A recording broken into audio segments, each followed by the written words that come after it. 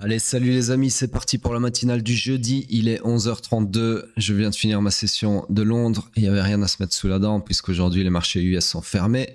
Comme vous le savez, pour commémorer, pour rendre hommage plutôt à la mort d'un ex-président US. Donc, sur ce, petite introduction inhabituelle, j'ai pris la décision de publier les matinales, je dis bien toutes les matinales, tous les jours sur ma chaîne YouTube. Toujours dans la même optique, celle qui est de donner de la valeur tout simplement ou d'éduquer les foules aux analyses techniques, au trading, etc. De manière gratuite, d'accord? Donc voilà, à partir d'aujourd'hui, les matinales, donc pour ceux qui sont dans le VIP, ceux qui sont dans le mentorat, ça ne change rien pour vous, mais pour ceux qui me suivent sur YouTube, vous aurez désormais un rendez-vous quotidien. Oui, y compris le samedi et le dimanche avec les matinales et je viens de regarder là, il y a déjà eu 1532 matinales donc depuis 2019 non-stop et là après 1532 matinales je décide de les mettre en public. Donc c'est parti pour la 1533e matinale. On commence directement comme d'habitude par Bitcoin sur le daily. Analyse intraday pour ceux qui nous rejoignent. Donc le principe des matinales, j'explique quand même, c'est de faire une analyse intraday sur Bitcoin, d'accord? Donc on regarde un tunnel composé de 3 timeframes qui sont le daily, le H4 et le M15. Ensuite, on passe sur le pétrole, qui est une commodité que je traite tous les jours. Donc on fait la même chose sur le pétrole en intraday. Et ensuite, je termine par une analyse rapide de Bitcoin sur le weekly. Et de temps en temps, quand je le juge nécessaire, la dominance. Et le samedi dimanche, vu qu'il n'y a pas de pétrole, eh bien, je fais Ethereum à la place du pétrole. Voilà. Donc, commençons sans plus attendre. Bitcoin en daily. Donc, nous sommes toujours dans une structure haussière, d'accord? Structure interne baissière, order flow baissier. Donc, nous sommes dans le high run final du swing pullback. Donc là, en gros, on s'attend à un mouvement comme ceci. Alors, je ne sais pas jusqu'où, hein, mais pour le moment, on est clairement baissier. Donc, on cherche des shorts sur le POI le plus proche du price action. Et ce n'est plus celui-ci, mais bien celui-là. C'est moi l'aimanté correctement. Et s'il y a quelque chose en dessous, hop, voilà. Comme ceci. Donc là, si je devais tracer un scénario, ça serait chercher des shorts comme ceci. Alors, jusqu'où? Bah, soit jusqu'au FVG. Premier FVG ici. De toute façon, on a toute la liquidité ici. D'accord? Toute la liquidité vendeuse à prendre. Personnellement, je pense qu'on se dirige vers un crash maintenant. De quelle amplitude? Je ne sais pas. En tout cas, la première target, ça serait potentiellement, alors soit le premier FVG là, soit le FVG ici qui est confondu avec le range, le l'IQ du range, le milieu du range, d'accord? Donc je vais personnellement mettre une target là-dessus. Ça me paraît optimal. On passe sur le H4. Désolé, je suis toujours malade, bien évidemment.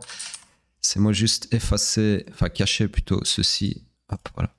Donc sur le H4, nous sommes toujours dans un range haussier.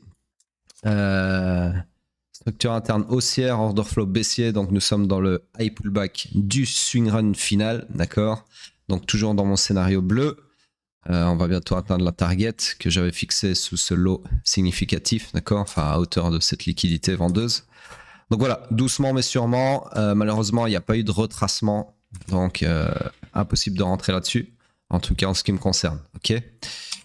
Donc pour le H4, c'est tout ce que j'ai à vous dire. On passe sur le M15. Sur le M15, nous sommes toujours dans cet énorme range haussier que je vais agrandir un petit peu. Encore une fois, hop, comme ceci. Donc structure interne, elle est... Donc la structure swing toujours haussière. Structure interne, on va la mettre à jour. Seconde, donc le bon outil. Ici, on a perpétué la structure interne à la baisse. Encore perpétué ici. Hop. Et donc nous sommes dans ce range interne baissier, order flow toujours baissier.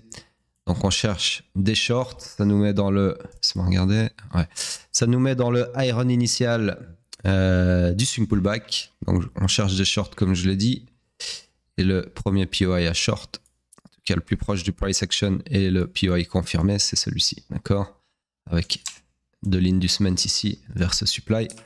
Donc éventuellement un short comme ceci, là tout de suite maintenant, ok? Alors on passe sur le pétrole. Pétrole en daily. Donc ici, on est toujours dans un range baissier, structure interne et order flow haussier. Nous sommes donc dans le high run initial du swing pullback. On cherche toujours des longs sur ce POI ici. Donc le scénario, ça serait un truc comme ça, d'accord? Jusqu'à preuve du contraire. Alors H4. H4, toujours dans ce range interminable. Toujours la même structure interne haussière, structure swing baissière, order flow haussier. Donc nous sommes toujours dans le high run final du swing pullback. On cherche donc des longs. Et ici, il n'y a pas vraiment de POI à long proche du price action. Le seul POI à long que je vois, il est ici, imbriqué dans le POI daily. Donc là, sur le H4, ça serait plutôt quelque chose comme ceci, d'accord, qu'on chercherait à jouer. Maintenant, attention que l'order flow ici, la bougie n'est pas confirmée, et 2, on a fait un choc sur une mèche jusqu'à preuve du contraire. Donc, il faut attendre un petit peu. Alors, M15. Le M15, lui, nous étions dans ce range-là, d'accord, qui s'est perpétué à la baisse ici. Je vais mettre ça pour mesurer le pullback. Oups. Donc ici, on n'a pas eu de retracement suffisant. Donc voilà, on se retrouve dans un range beaucoup plus grand, comme ceci. M15, le BOS ici, comme ceci. Je récupère mon POI. Donc ici, structure interne. Personnellement, je verrais quelque chose comme ça. Et donc, on est toujours dedans. Ici, on a eu un sweep du strong high interne. Comme ceci, hop. Donc, tout ça pour dire que nous sommes dans le... Là, on a eu notre high pullback, d'accord. On était dans le high run final. Retour sur un order flow haussier. Donc là, on ne peut plus parler d'high pullback. Donc, nous sommes dans un retracement du high run final, d'accord. Et potentiellement d'un swing run final aussi. Donc, on cherche des longs dans tous les cas, d'accord. Puisque nous sommes dans le retracement du high run final du swing run initial du coup, puisqu'il n'y a pas eu encore de retournement à proprement parler. Et on cherche des longs, sauf qu'il n'y a rien à long, d'accord, puisqu'il n'y a aucun POI qui s'offre à nous. Donc là, pour le moment, structure morte sur le M15, rien à faire. On passe sur Bitcoin en weekly. Alors, il va falloir que j'efface tout ce que j'avais fait pour la vidéo d'hier, pas encore fait. D'ailleurs, ça m'embête parce que je ne sais pas si j'ai encore mes dessins là. Normalement, je les ai mis dans un groupe. J'espère. Ouais, ça c'est embêtant. Je vais mettre pause, je vais remettre tout parce que sinon vous allez perdre votre temps. Ah bah voilà, c'était dans Infobulle ici. Donc ça s'est fait en un clic. Il me semblait bien que j'avais enregistré tout ça. Donc voici mon weekly. Je vais agrandir un peu tout ça. Comme ceci. Voilà, donc on est toujours jusqu'à preuve du contraire dans le numéro 3, d'accord. J'ai expliqué dans la vidéo sur YouTube et dans toutes les matinales précédentes ce que je pensais du price action actuel. Donc là, pour le moment, on est toujours sur une belle bougie dégueulasse, d'accord. Il me manque juste ici mes grappes de liquidité. C'est juste les chercher. Le voilà. Ça non. Et le voilà. Voilà. Ok, donc là c'est complet. Donc après ce grappe de liquidité ici et la tranche de la bougie, j'ai bien peur, comme sur le daily, que le weekly soit en train de réaliser le premier segment de mon scénario weekly, d'accord, que j'ai tracé il y a déjà un petit moment, hein, il y a presque 2 mois je dirais. Et ça fait 2 mois quasi qu'on fait plus ou moins du surplace. Bon, on a eu une hausse forcément après le scénario, une rebaisse, mais grosso modo ici il ne se passe pas grand chose, d'accord, à grande échelle. Donc là, on est potentiellement en train d'amorcer ça. J'espère qu'on va s'arrêter ici si on y va. Ok, on peut très bien avoir un rachat de la bougie en cours et partir comme ça, comme si de rien n'était. Tout est possible. Ok, on pourrait par exemple avoir un, genre le ceci, avoir un grab de la liquidité vendeuse de la bougie de la semaine passée, d'accord. Donc quelque chose comme ceci, et puis après repartir en utilisant cette liquidité pour alimenter justement un mouvement haussier. Tout est possible, d'accord, mais pour le moment, c'est dur à dire puisque d'un point de vue structurel, on est toujours haussier sur le swing, haussier sur l'order flow. Là, j'ai pas mon choc qui est tracé, hein, même problème que dans la vidéo de YouTube. Donc le choc, d'ailleurs, nous on l'avait ici. Voilà, il est là. Donc je l'avais mis, ok. Voilà, le choc, je l'ai dû le tracer à la main parce que l'indicateur a des limitations. Il ne voit pas les chocs qui sont provoqués par une bougie qui casse le haut et le bas. Le haut et le bas de la bougie précédente, d'accord? Donc en gros, cette bougie ici. Oups, cette bougie ici. Ok. Donc du coup, à ce moment-là, je dois tracer mon choc moi-même. Voilà, donc tout ça pour dire qu'on est toujours fully aligned à la hausse sur le swing et l'order flow.